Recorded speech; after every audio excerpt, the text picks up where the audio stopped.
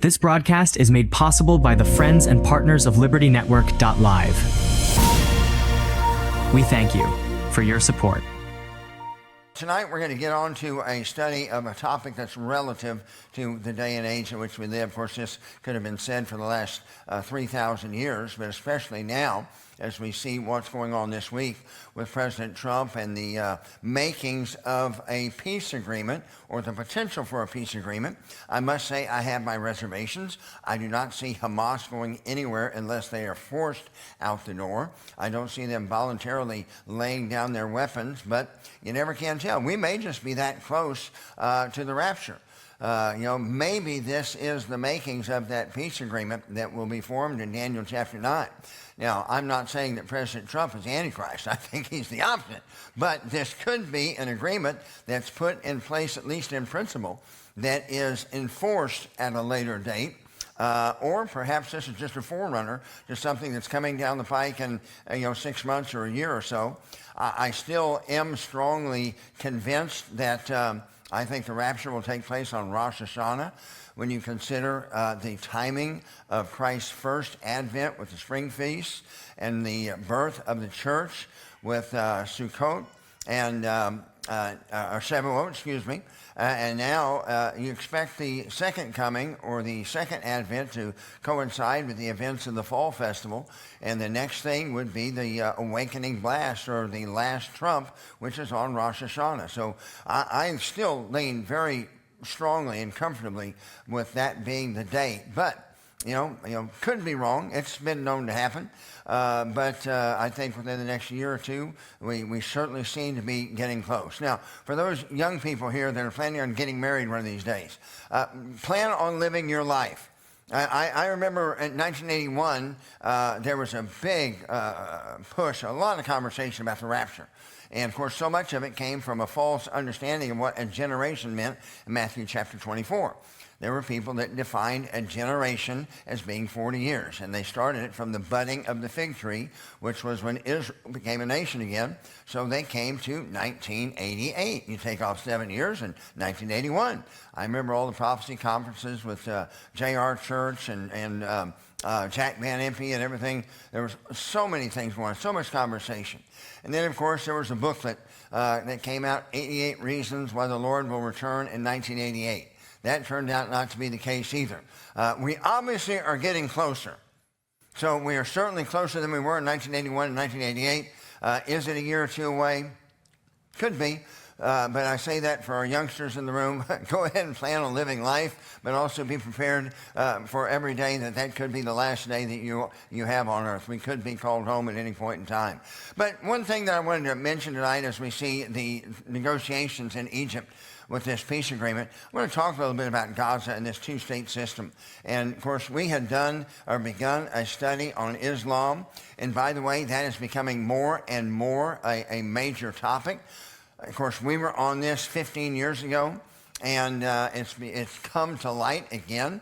And quite frankly, it's not that it's gone anywhere. It's just been at work behind the scenes, slowly and steadily, and there is an intention of migrating to America and then eventually overwhelming the numbers of a particular area, like we are seeing in Dearborn, Michigan, like we are seeing now in the North Dallas-Plano area.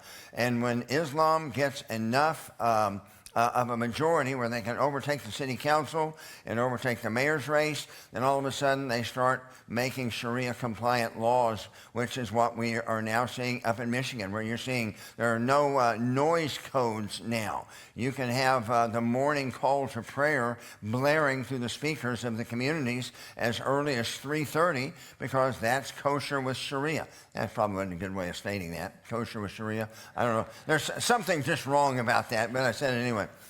So we see this continuing to be pushed out there. But it was interesting that, the video that we played of Charlie Kirk a few weeks ago, right after his assassination, he mentioned in that one of his new focuses was recognizing what a threat Islam was to the United States and to the world.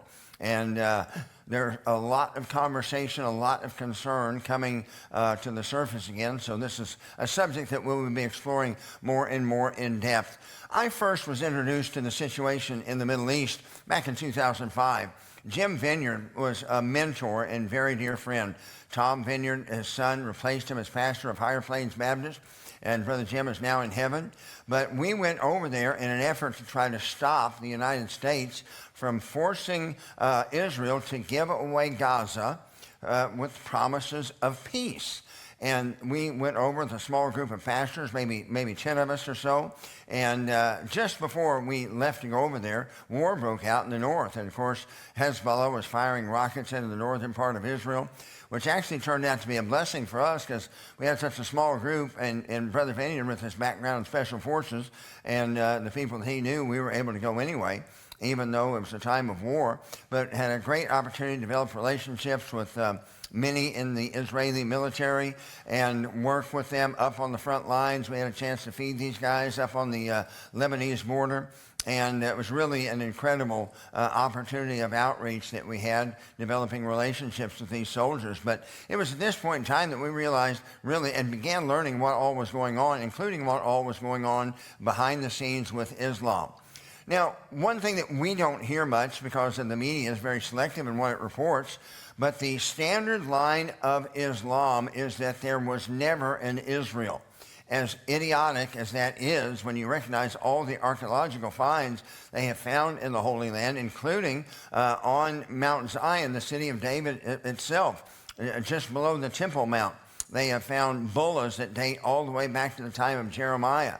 There is overwhelming evidence everywhere you stick a shovel in the ground that the Bible is true and Israel was God's chosen people. But the former Islamic leader of Jerusalem, the Mufti of Jerusalem, famously said back in 2009 that the angels actually built the Al-Aqsa Mosque, which is what sits on top of the Temple Mount. That the Jews never had a history there, denied any Jewish claim to Jerusalem or any of the land of Israel. As a matter of fact, he made the statement that the Wailing Wall was actually a hitching post for Muhammad's horses. Now, never mind the fact that Jerusalem is not mentioned anywhere in Islamic documents, nor did Muhammad ever make a trip to Jerusalem, so it would have been impossible for him to have his horses hitched there at the Western Wall. Nevertheless, this is the line of thought that the fundamentalists promote to their people, again, driving in an absolute hatred and anti-Semitism for the Jewish people. And of course, we're seeing this even in our country, which I never thought we'd see. I mean, America has always been so sensitive to Israel. I mean, they have been basically our 51st state if we were to have one. But ever since what happened 2 years ago on October the 7th, we see, because of the influence of Islamic funding into our universities, they have really been able to sway what's being taught to our young people. And then sadly, because pastors aren't very good disciple makers anymore, we see many people that are even members of churches that have fallen away and don't understand what's really going on in the Middle East. But when we see what's going on this week, and of course with what's going on with Islam, first and foremost, just as near to us as in Plano, I think it's important that this topic be rehashed. So some of this material, if you've been here a long time, you will have heard me teach about before. Some of it will be new to you, but we're going to get into the Israeli-Palestinian crisis. And I used a format that I've used before because I think myth-busting is a perfect way of describing this. And we're going to look at 5 very quick topics. The occupied territory, the Palestinian people, a 2-state system, the land for peace idea, and then what are Palestinian refugees. So we will go through this very quickly, but lots of information. You'll be able to watch it again later, and I would encourage you to go back and take notes if you miss anything. Well, this is the parcel of land that we're talking about, the most famous parcel of land in human history, because this is the area of land that God seems to be focused on. And of course, it is believed that Eden was actually here somewhere near the Temple Mount. Substantial evidence that would document that. But we know that God called Abraham when Abraham was in Ur of Chaldea and following in the line of pagan idolatry that his father had previously been involved in. When God called Abraham and told him to follow him and he would make of him a great nation. But notice a part that we seem to forget is also said there's a land covenant. There's a land portion of this deal that God is making with Abraham. As a matter of fact, in Genesis chapter 15, where we see the unconditional unilateral covenant that God made with Abraham, again, we see the focus being on a parcel of land that runs from Egypt to the Euphrates. Then we see this same promise given to Isaac and not Ishmael. And again, you notice in the second part there, verse 8, that the promise is for the land wherein thou art a stranger. All the land of Canaan shall be an everlasting possession, and I will be their God. And then, of course, to Jacob and not Esau. And once again, we see the land. And Jacob, of course, his name was changed to Israel, and his 12 sons became the 12 states or the 12 tribes of the nation of Israel. Then after 400 years in bondage, as Moses had led them for 40 years in the wilderness, and Joshua was getting ready to take them back into Canaan, again we see this promise reiterated, that God was promising this land to the nation of Israel. And remember, at this point in time, God brought them out miraculously through the Red Sea and put them right in the middle of the Gentile world, and they were called to be a lighthouse of the one true God of Abraham, Isaac, and Jacob, reaching the Gentiles. And by the way, the Jews reaching the Gentiles with the truth is not a New Testament concept. That was actually Old Testament, and one day during the millennium we will see that fulfilled. But right now, during the church age, we see the Gentiles making the Jews jealous because of our relationship with the God of Abraham, Isaac, and Jacob. But we know that for the first 400 years, there was the Republic of Israel before they called for a king, and they operated under the Constitution, which was the Torah. And, of course, they were to choose out from among themselves capable men that feared God, loved truth, and hated covetousness. And we know that during this period of time, there was an endless cycle of falling away from God, God's judgment, then repentance and return to God. And then in a time of comfort, they would fall away again, and that cycle just seemed to repeat itself. Of course, after Samuel, they asked for a king, and then there was 120 years of the united monarchy, all 12 tribes under first Saul for 40 years, then David for 40 years, and then Solomon for 40 years. But for those of you that remember in our previous studies, partway through Solomon's reign, he turned from God and wound up apostatizing for a period of his life. And because of that, God divided the kingdom from his heirs. The northern 10 states being Israel, and the southern 2 states, Judah and Benjamin, being what's known as Judah, hence the Jews, because that was a claim to the religion of God that was established there at Mount Moriah, where the temple sat. Now, after the first occupation, we talk about occupied territory, and all of this was the nation of Israel, divided between the 10 tribes and 2 tribes, but the 12 tribes together were God's chosen people until the northern kingdom was taken hostage or taken captive in 722 by the Assyrians. At that point in time, the northern part of Israel became occupied territory. Then, of course, those of us that are familiar with Daniel, we realize that Babylon came in and conquered the southern half. So at this time, in 606 BC, all of the nation of Israel was now officially occupied territory. Here's the point I want you to recognize as we go through this. The last nation to occupy that geography, the last nation to actually claim Jerusalem as its capital was Israel.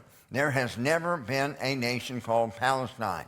And when you hear of this occupied territory, recognize that it's not Israel that's illegally occupying the territory. As I showed you already, God gave the land to the descendants of Abraham, Isaac, and Jacob. There has been an extended period of almost 2,500 years, beginning with Assyria and going up into the last century, where this territory was occupied by usurpers. But not now. Israel is back in the land. After Babylon, you had Media-Persia, then you had Greece, then you had Rome. Now, this is significant because this is where the term Palestine comes from. And, of course, because you were here in this church, you have heard me talk about this. You heard Joshua talk about this just as recently as when we were going through the book, Our Father Abraham, the Jewish Roots of Christianity. But after the second Jewish rebellion in 135 AD, after the Romans had put that down, the emperor of Rome, Emperor Hadrian, was so frustrated with the Jews that he removed their name from the map. He changed the name of Jerusalem to Syria-Palestina, they changed the name of Jerusalem to Aelius Capitolina, named for himself, which was his family name, and then changed the name of this entire geography from Judea, Samaria, and the Galilee to Syria from the north and Philistines from the south, two of the dominant enemies of Israel, both from the north and the south. And you look at their Jewish history, the emperor spitefully changed the name of this geographical region. Of course, this time it was all under Roman rule. It was all part of the Roman Empire, but changed the name to Syria-Palestina. That is where this term Palestine comes from. But as you're going to see in a minute, I want you to notice that nobody ever held on to it or laid claim to it. After that, we had the Byzantine Empire and Eastern Orthodox ruling over this area. And then you had the Islamic invasion when Muhammad came to power, and then his successors conquered into the Promised Land and took it across North Africa. And from that point until now, the Holy Land has been primarily under Islamic control. As a matter of fact, the last Islamic caliphate lasted until World War I. The Ottoman Turks had become the premier Islamic force at that point in time, and they ruled the Islamic world.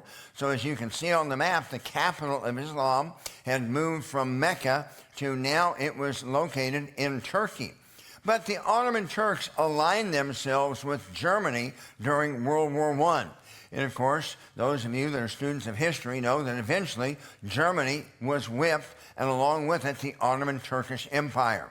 Well, Great Britain and France took responsibility. As a matter of fact, the League of Nations, which was a forerunner to the United Nations, took control of this area and delegated responsibility to France and to Great Britain until this area called the Middle East could be settled into developing modern nations.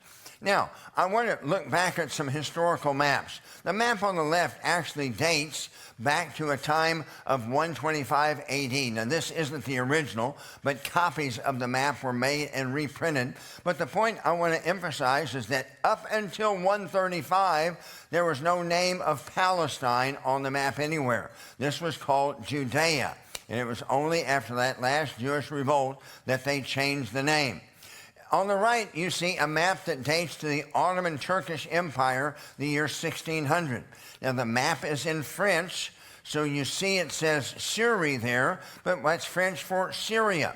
Even on the Ottoman map, it's not called Palestine. It's called Syria. And this map actually dates from 1801, also published initially by the Ottoman Turks. And once again, you notice this area that we call Israel was then known as Syria. So the point I want to make is the term Palestine came in 135 AD by the Roman Caesar, who had enough of the nation of Israel. But it was never adopted by the Arab people. The Arabs always referred to this area as Syria, and it was never called Palestine. So remember, the last sovereign nation to inhabit the Promised Land was the nation of Israel almost 2,500 years ago. The only nation that Jerusalem was ever the capital of was the nation of Israel. There has never been a sovereign nation called Palestine. So, what about a historic people that are called Palestinians? Well, as I said a moment ago, the Ottoman Turks ran the Islamic world up until World War I. And as I said also a moment ago, Germany and Ottoman Turks were against France and England and the United States of America. Those were basically the Allies versus the Axis powers. Now, we all know Great Britain is an island nation. So there were some problems with getting supplies to Great Britain to further the war effort even before America entered the war. You had U-boats that were patrolling the North Atlantic, even in World War I, and much of the shipping was going to the bottom of the ocean. So a Jewish chemist named Chaim Weizmann, who was a citizen of Great Britain, developed a synthetic acetone, which was necessary where they could make explosives, which obviously very important when you're in a world war, but allowed the British war effort to really expand without depending completely on the United States of America. Well, Chaim was offered anything he wanted as a reward. They offered to knight him and make him a lord of something else. He says, I don't want anything for myself. But being a Jew, he was well aware of the anti-Semitism that was at this point in time in the early 1900s really flaring up. You had the Russian pogroms and Jews being driven out of Russia. You had the Dreyfus affair. Well, a Jewish military commander was falsely charged and sent to Devil's Island in the late 1890s. And then it came to light that the whole thing was just an anti-Semitic scandal. And there was a famous Jew by the name of Theodor Herzl that's called the father of Zionism. But he was the one that came up with this idea that the Jews must have a homeland. The only way the Jews are going to be safe, because for 2,000 years they have been hated. And as we look back at Bible history, you go all the way back to the story of Esther. The Jews have always been the scapegoat. And Theodor Herzl recognized and made the statement that Israel must have a homeland. Well, where better to put the Israeli homeland than in Israel? And that's what the Brits thought about it. In 1917, Great Britain issued what was called the Balfour Declaration, pledging to give their entire effort to making the area you see on the map the future homeland for the Jewish people. Now again, let me ask you, where did the term Palestine come from? It came back from 135 with the Emperor of the Roman Empire. The only people that held on to that term was the West. So in America, they would say Palestine. In Great Britain, they would say Palestine. So on this map, you see it identified as Palestine, but this land was dedicated to the future creation of a Jewish nation. Now, we're told, or we are led to believe, let me put it this way, that there were Palestinians that from this make-believe country called Palestine that had lived in this area for millennia or at least centuries. Ladies and gentlemen, that is not true. We have got some way to validate whether that claim is true. Mark Twain, the famous author, made a tour of the world back in the late 1800s, including going through the Promised Land. He wrote a book called The Innocents Abroad. Notice his description of Israel from 1867. He said, of all the lands there are for dismal scenery, I think Palestine must be the prince. It is a hopeless, dreary, heartbroken land. Palestine sits in sackcloth and ashes. Over it broods the spell of a curse that has withered its field and fettered its energies. Palestine is desolate and unlovely, and why should it be otherwise?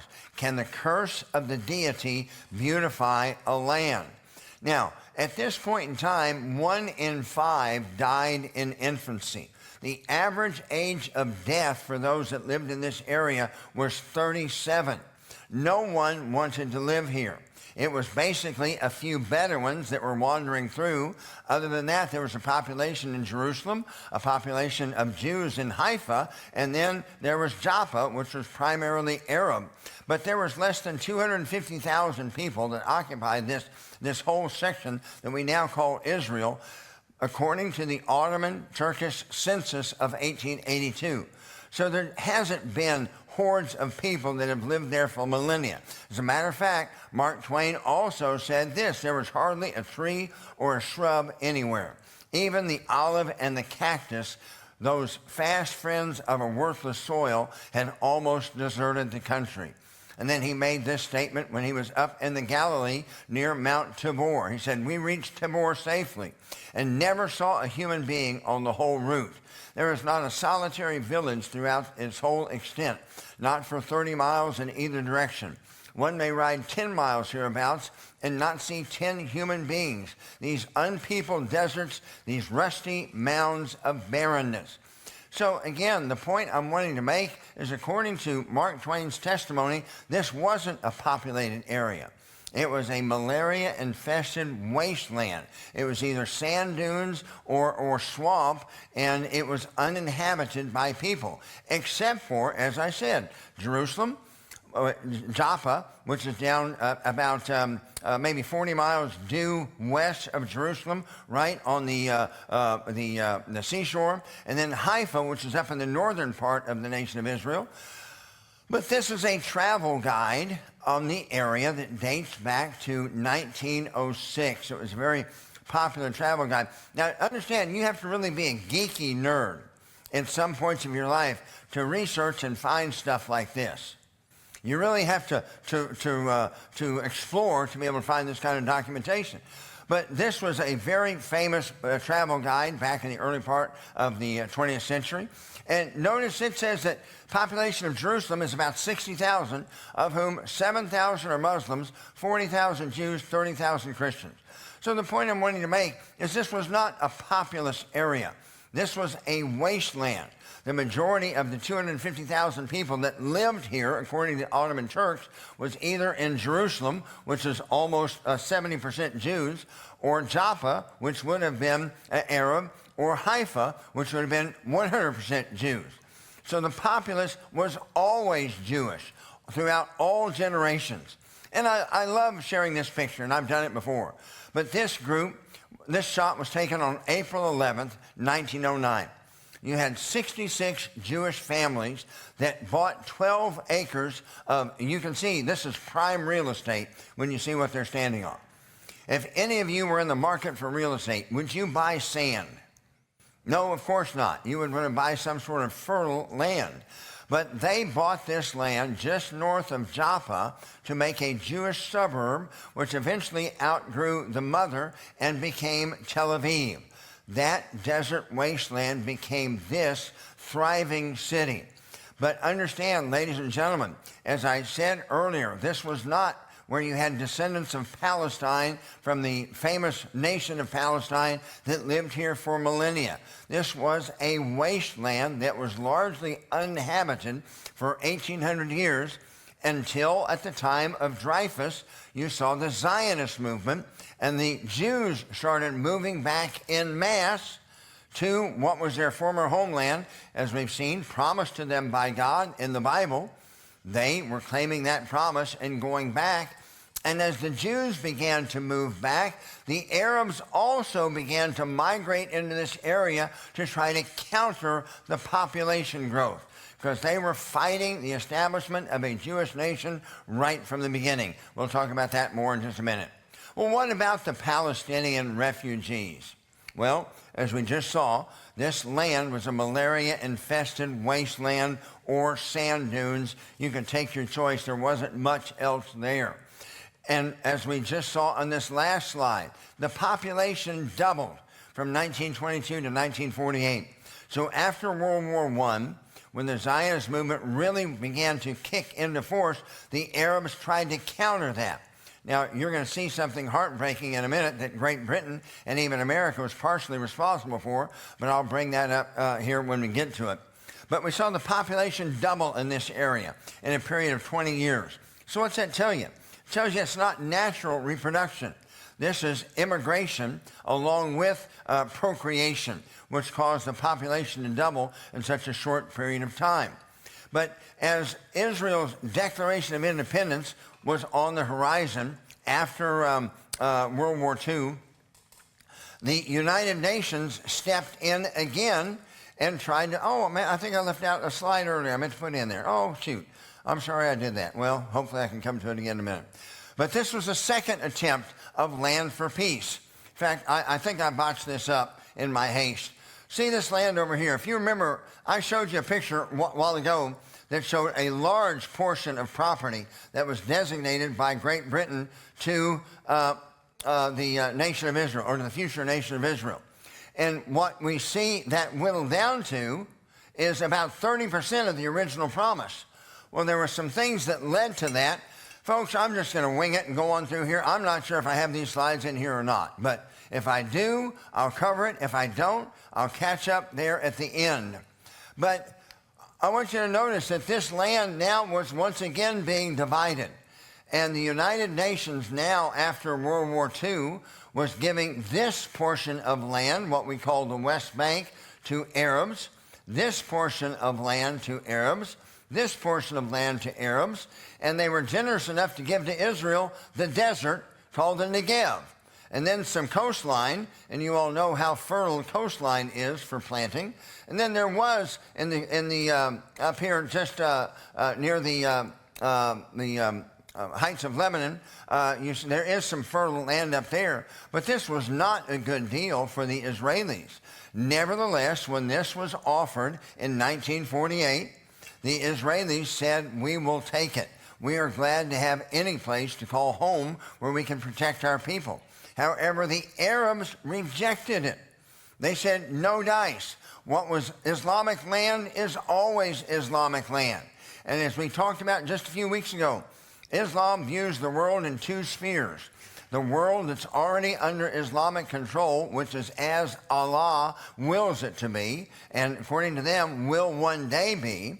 And then the rest of the world, which is currently at war. They're fighting over it until they can bring it under Islamic control.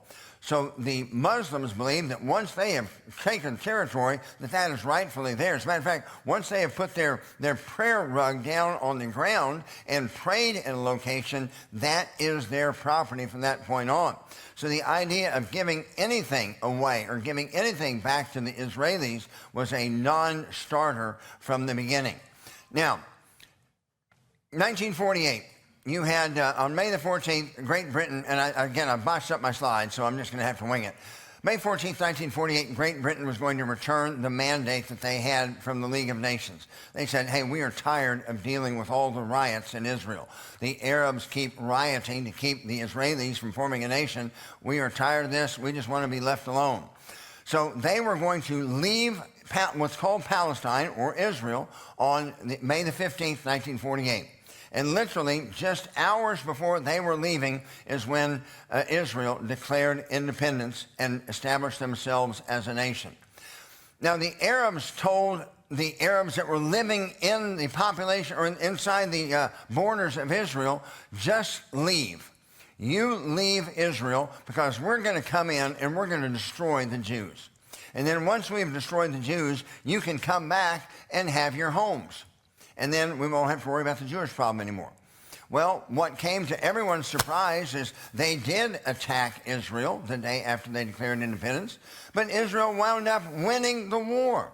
So those people that left on their own volition and went to Jordan and went to Lebanon and went to Egypt and went to Syria to wait out the war, rather than being allowed to assimilate into their Arab or Persian brethren, they were put in concentration camps by their Arab or Persian brethren and called Palestinian refugees. And rather than allowing them to assimilate and live healthy, happy lives in Arab land, they have been used as political pawns now for some 80 years. And this is still ongoing today. Now, the successor to Yasser Arafat fessed up to what I just told you. He made a speech in 1976. Boy, he would be really an old guy if it was 1770. He said the Arab armies entered Palestine to protect the Palestinians from the Zionist tyranny. But instead, they abandoned them, forced them to immigrate and to leave their homeland, and then the Arabs threw them into prisons similar to the ghettos in which the Jews used to live. I am not a big fan of AI doing work, but AI is very handy for specific research projects because you can tell it to search some documents and it can go through and search those documents in a matter of seconds. But just to reaffirm what I'm about to tell you, leading up to 1948, it was the Jews that were called Palestinians. Typically in conversation, when they used the term Palestinian, it was talking about the Jews, and then there were the Arabs. I documented that up there. In fact, it used to be called the Palestinian Post before it was changed to the Jerusalem Post, owned by Jews the whole time. And all of the, you see, the Palestinian Symphony Orchestra was changed to the Jerusalem Symphony Orchestra. So again, the point I'm making is that the Palestinian term originally referred to Jews and not Arabs. After 1948, after the Arabs fled before the war for independence, and then after they lost, rather than being allowed to assimilate into other Arab nations, they were put in concentration camps and used as political pawns. So understand, it's not the Jewish people that is doing this to the quote-unquote poor, misplaced Palestinians. It is a political tool being implemented by the Arabs themselves because there is no tolerance for the existence of the nation of Israel. Matter of fact, this photograph was taken from Mount Gerizim up in the north. You look down in the valley, and that's Nablus. It's where Jesus had met with the Samaritan woman in the story at Sychar's well in John chapter 4. But you see that red outline there, you can kind of see right in here, but this is actually a Palestinian, for all manner of speaking, a prison. This is where the PLO or Hamas says that they can live if they can trace their roots to Palestine. Now, the Jews say you can live anywhere. If you are an Israeli citizen, you can live anywhere. But this is an example of these Palestinian camps, even in Israeli-governed territory.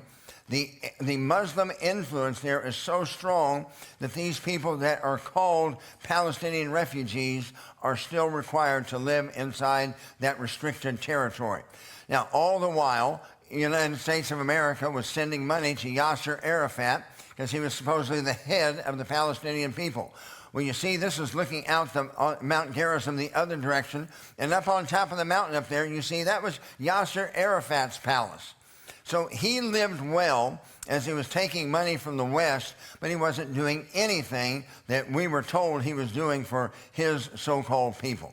Well, what about a two-state solution? We keep hearing that all we need is to give Gaza away, and then there would be peace. Or all we need to do is give the West Bank away, and then there would be peace. By the way, this is the parcel I was mentioning a while ago. I'd forgotten where I'd put it in my slides. I was working on this on the flight coming today and had forgotten the order on some of them. But we see this argument for a two-state solution. If Israel would just concede half the territory, then there can be peace. Understand, this was the original idea. This was the Balfour Declaration. And then after World War I, the original Palestinian terrorist, who was the Islamic cleric of Jerusalem, a man named Haj Amin al-Husseini, is who began leading the uprising against the Jewish presence. There were tremendous riots and upheavals in Haifa and all across what we know as the Promised Land, trying to annoy Great Britain the entire time until they ultimately left. But you notice in the pictures here, you see Husseini meeting with Adolf Hitler. So this is in the period between World War I and World War II, as they were objecting to any parcel of land being called the nation of Israel and being delegated to the Jewish people. Well, as Hitler began to rise in power and Germany was resurrected from the dead after World War I, Husseini began meeting with Hitler, and Hitler promised that with his win, there would be no nation of Israel. As a matter of fact, it was these two that were working together that came up with the final solution to deal with the Jewish problem. So it was Husseini working with Hitler that was trying to wipe out the Jews from the face of the earth. But he began riots and rebellion against this idea of a state of Israel. And Great Britain caved. Great Britain was so tired of the headaches that Winston Churchill unilaterally made the declaration of division, where this entire property was originally supposed to go for the Jewish people, but they divided it 30-70, named this Jordan, named this Jewish Palestine, and this was supposed to be the first land for peace deal. Only that didn't happen. The riots continued. By the way, do you notice if they were really looking for a place called Palestine, why wouldn't they have named this Palestine? Because they weren't looking for a place called Palestine. Again, up until 1948, when they used the term Palestinian, it was typically referring to a Jew, and then the Arabs were the Arabs. But there was no call for creating a nation called Palestine because there was no interest in creating a nation called Palestine. The only interest by the Muslims was to make sure that all of this wound up staying in Muslim hands. Well, this held 1922, this arrangement, this giving away 70% of the promise and only keeping 30%, was actually ratified by the League of Nations in what was called the San Remo Conference. So biblically, God has given this land to Israel. But politically, the last official act by the affiliation of global nations was that this property from the Jordan River to the Mediterranean would all be the nation of Israel and for the Jewish people. But again, the Arabs were fighting this every step. As a matter of fact, well, you've heard of the term Muslim Brotherhood. The Muslim Brotherhood was formed in 1928 to combat this Jewish presence. There was a goal to eliminate the Jewish presence altogether. Well, we know what ultimately happened. We know that World War II followed very shortly after. And we know that Hitler, along with Husseini, did attempt to wipe the Jews out. And they say that 1 in 3 Jew on planet Earth was killed over that period of time in the Holocaust. Then after World War II, this effort to finish the deal and give Israel land was brought back to the table.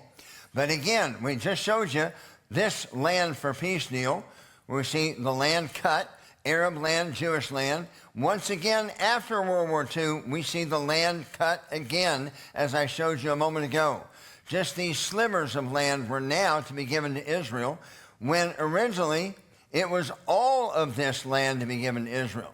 So cut once in 1922, and Israel said, okay. The the League of Nations said, okay, but Arab nations did not. After World War II, the United Nations, which replaced the League of Nations, now is attempting to make another compromise deal.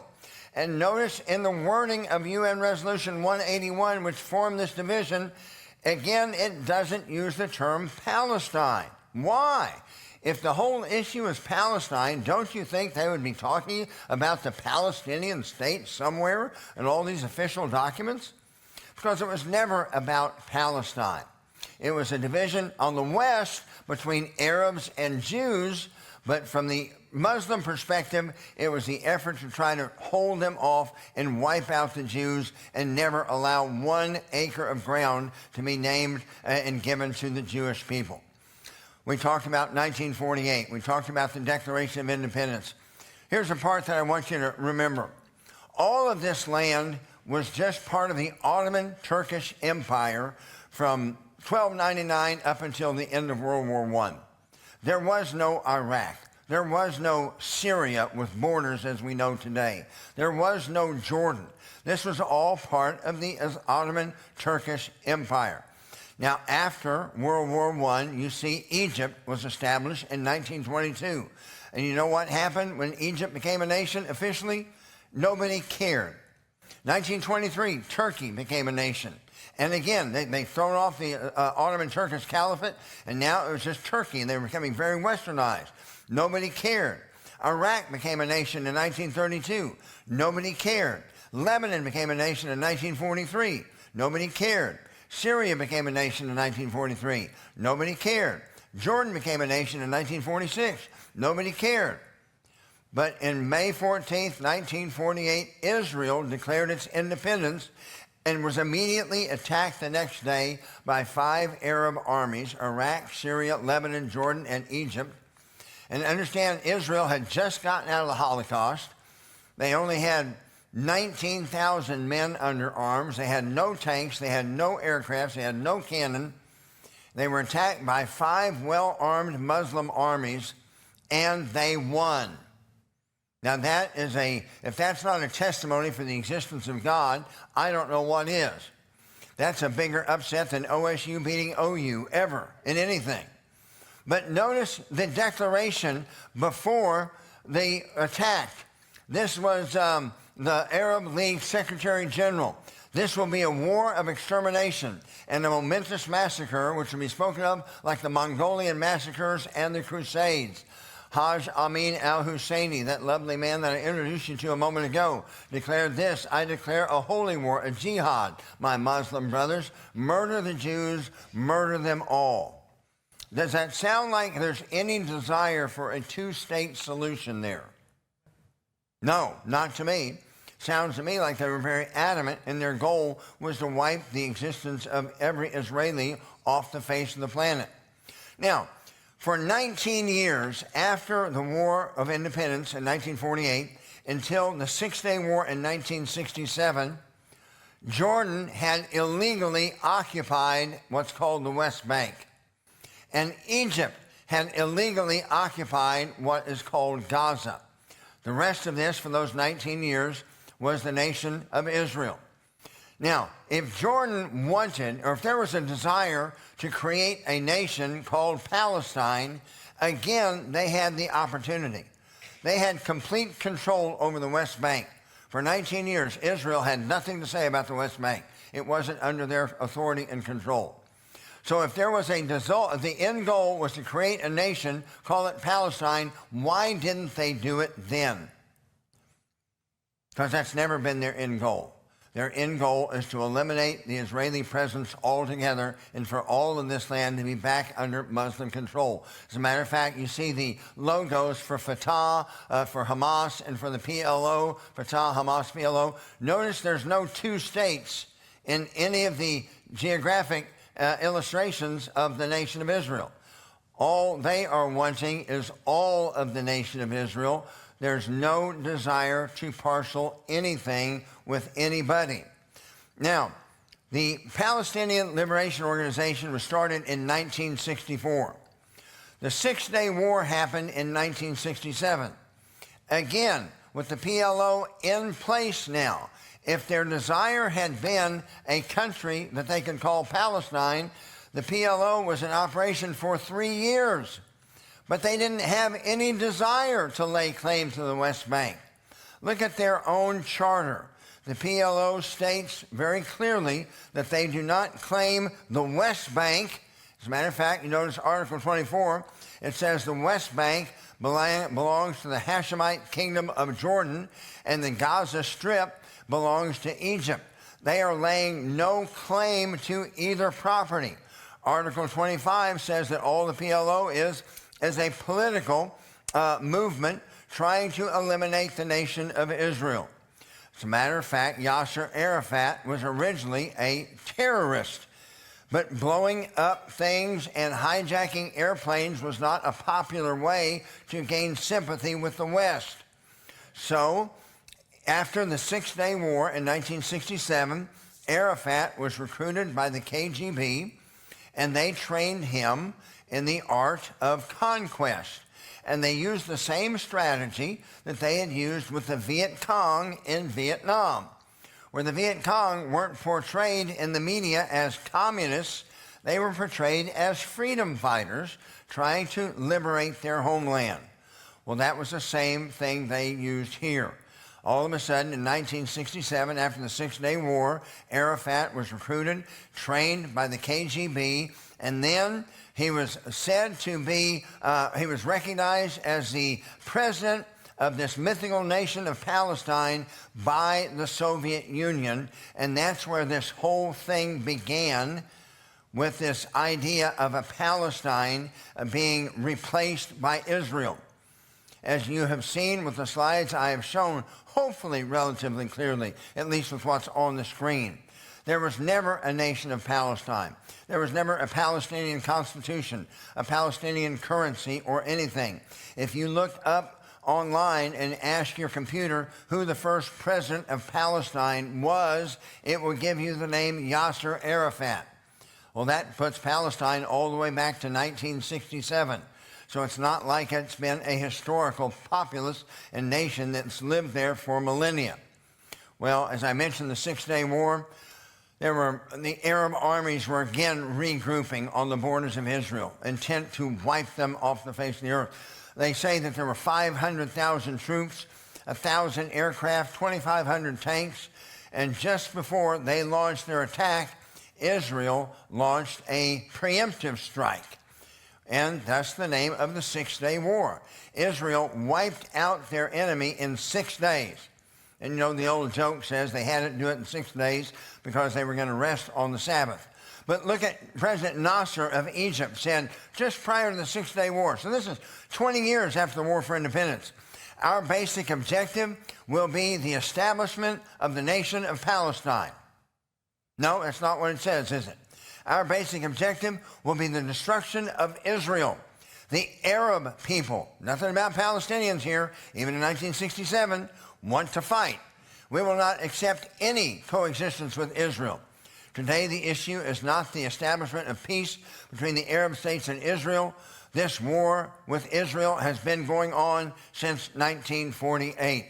The Syrian defense minister, Hafez Assad, said this: our forces are now entirely ready, not only to repulse the aggression, which they said the presence of Israel was the aggression, but to initiate the act of liberation itself, to explode the Zionist presence in the Arab homeland. The Syrian army, with its finger on the trigger, is united. I, as a military man, believe that the time has come to enter into a battle of annihilation. Folks, does it sound like there's any desire to coexist with the nation of Israel? Is there any mention anywhere in all of these articles, historical articles, going back 125 years at least, of a nation of Palestine or the desire to create a nation of Palestine? No. All of the verbiage is that they want to eliminate the Israeli presence altogether and bring all the land back under Arab or Muslim control. Now, I mentioned the Six-Day War. It was a miracle. In 6 days, Israel went from this parcel of land with the West Bank and Gaza in 6 days to where they had all of the original land promised in the San Remo Agreement, plus they had driven all the way to the Egyptian border and taken over all of Sinai. Now, the first thing Israel did was offer to give back Sinai with promises of peace. And you know what the answer was again? No peace. As a matter of fact, 6 years later, the Arab countries had prepared again and launched a sneak attack on Yom Kippur, which is the Jewish Day of Atonement. It's the most holy day of the Jewish year. Literally, the Jewish forces had been assured that there was no monkey business going on. And the Jews were in synagogue and fasting on Rosh Hashanah when a two-front invasion began from Assyria and Egypt. It's amazing because we read in the Old Testament of how God would send strong delusion to those armies that were attacking Israel. And they would hear the sound of chariots, which never existed. But they would hear this sound and be convinced that they needed to call off their attack and go a different direction. That dates back to the Old Testament. But the same thing was said in the Yom Kippur War. The Syrian tanks were advancing so fast and so unopposed that they were about to cut Israel in two when they had the epiphany that this is too easy. Israel must be luring us into a trap. And they called off the attack.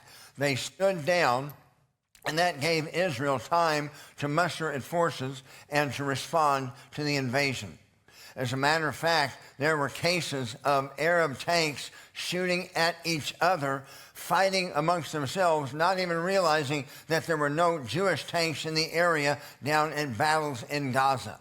All I can attribute that to had to be the hand of God in a miraculous work, because it looked like Israel was going to be wiped out then, but instead, in 19 days, Israel wound up winning the war.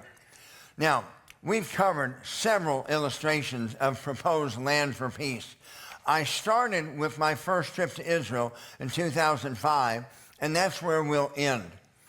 Understand that this area that's called Gaza, you've seen pictures of it now, and even 2 years ago, and it was a hellhole. It was not like that when the Israelis had control over it. From 1967 until 2005, the Israelis controlled all of Gaza, and it was part of Israel.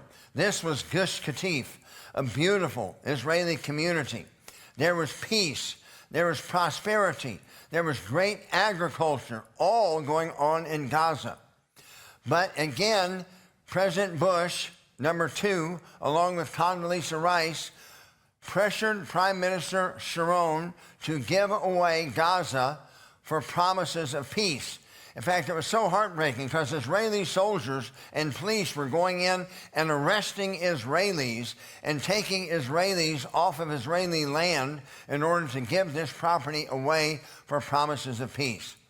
Of course, we all have been alive long enough and we recognize all that's gone on for the last 20 years. Once Israel gave Gaza away with promises of a two-state solution and peace, the citizens of Gaza voted to put Hamas in power. There's never been another election, and all they have done since then is fire rockets into Israel. As a matter of fact, 1987 is when Hamas was formed. So it's not like this is an ancient organization. And notice what their charter says. Their charter states that their goal is not the elimination of Israel, but the elimination of every Jew off the face of the planet. So understand, this is not some situation where Palestinians have been unfairly treated. There has never been a nation called Palestine. There have never been a Palestinian people from a nation called Palestine. There's never been a Palestine that claimed Jerusalem as its capital. There's never been a Palestinian constitution, a Palestinian currency, or a Palestinian border. All of that has been make-believe since the creation of Yasser Arafat in 1967. And now, after 4 decades of being told this story and very few people that know to refute it, our young people are buying this dribble as they're going to our secular universities. But as far as these questions, let's examine all of this. We have occupied territory? No. This biblically has belonged to the Jews since God promised it to Abraham. Politically, it's belonged to the Jews since 1922 when the League of Nations ratified the agreement that said this belongs to the Jews. Are there a Palestinian people? Nope, never been a nation. It was the Ottoman Empire from 1299 until the end of World War I when Great Britain took over. You look at that history of occupied territory a while ago, you notice there was no mention of a Palestine anytime, anywhere, any place. Two-state system. No, we've tried that actually 3 times. Transjordan in 1922 when that land was divided and Jordan was created. Resolution 181 after World War II when the United Nations again attempted a land for peace deal. And then in 2005 when Israel took itself out of Gaza and gave that land to the Arab people. And instead, they were just repaid with rockets fired in on a daily basis. There has been multiple efforts. Israel giving property away with promises of peace. 1956, 1967, 1982 in Lebanon, 2000, and 2005 with Gaza. Has there been any peace in return? Nope. And then what about Palestinian refugees? It was a political creation.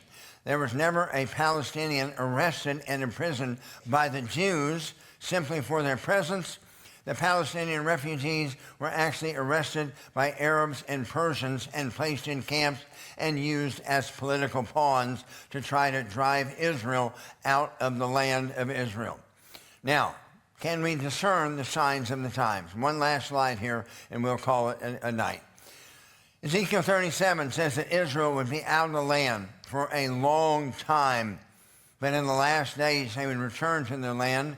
They would stand like a mighty army, but they would be spiritually dead. That is what I see when I look at the nation of Israel now. Still is not a spiritual people, although they have a spiritual history. Joel 3 tells us that one of the reasons God is going to bring about Armageddon is because of the Gentile effort to divide the land of Israel among themselves. What are we seeing today? Efforts to divide the land. Zechariah tells us that Jerusalem would be a cup of intoxication where the entire world would be consumed by it and would be a stone of offense for the entire world. There is not one single city on the planet, whether it be New York City or Moscow or Beijing, that there's more political fighting over the control of that city other than Jerusalem. It makes no sense whatsoever other than the fact that God said it was going to happen. And quite frankly, that's where I think we are. You know, God drove them out of the land the first time during the days of Daniel and then brought them back. They rejected their king at his first coming. The temple was destroyed and they were driven out of the land again. The Bible tells us that they would return, when they return the second time, Isaiah says that when God brings them back the second time, that's when the Messiah is going to show up finally and forever. They are now back in the land. We saw the diaspora last from 70 AD approximately to 1948. We saw the Dreyfus Affair. We saw Theodore Herzl, the birth of the Zionist movement. We saw the Holocaust in World War II. We saw David Ben-Gurion make the Declaration of Independence on May the 14th, 1948. And we see Israel back in the land for the second time, but spiritually dead. And still there's no king, but there's one coming. The next thing that we're going to see on God's prophetic timeline is the end of the church age and the beginning of the 70th week of Daniel, where the focus is again on Israel. That will end with the battle of Armageddon, where the king comes in power and glory as is designed in Zechariah 14, and he will defeat the enemies of Israel, which also happen to be his enemies, and he will establish a literal kingdom. We call it the millennial reign of Christ as Christians. The Jews call it the age of the Messiah. But it's just around the corner.